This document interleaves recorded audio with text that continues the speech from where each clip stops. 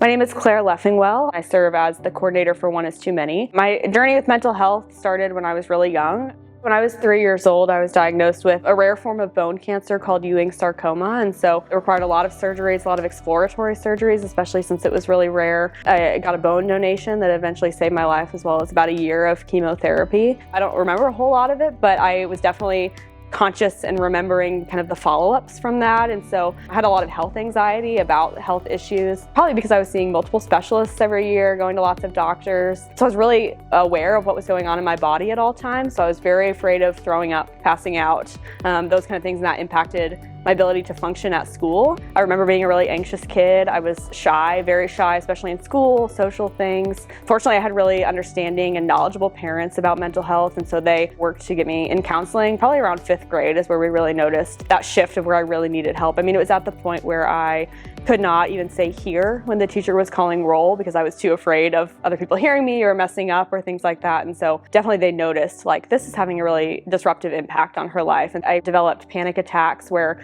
I literally thought I was dying, right? Like panic attacks where I was having physical symptoms, and it was really disruptive to my everyday life. I really struggled to just be a normal kid, a normal teenager. And so that's when I started a medication for anxiety that immediately made a difference. And so I think the health anxiety I've learned to manage. I don't think it's gone away, but I've learned to manage and I've learned to cope. I've been cancer-free for over 20 years, but I think that had a lasting impact in kind of how I think about health issues, how I think about myself, and maybe contribute to some of those panic attacks and anxiety experiences that I had growing up. It's an ongoing thing for sure that I deal with. I think as I've gotten older and as I've kind of settled into more of my identity, I've understood more of what are my triggers that trigger that anxiety? What are the signs that I'm about to feel anxious? But I also recognize that, like, there's not going to be an end point, right? Like, there's not a cure for mental illness necessarily. It's how do I manage it? So those things for me are medication. I see a therapist twice a month, and I have no shame about talking about that. But I also do things that I know bring me joy. So spending time with the people that I care about. I've gotten really into cooking, baking, starting to read a lot more. So what are the things that I can do that kind of take my mind off of just the everyday stressors and can kind of recharge and re-energize?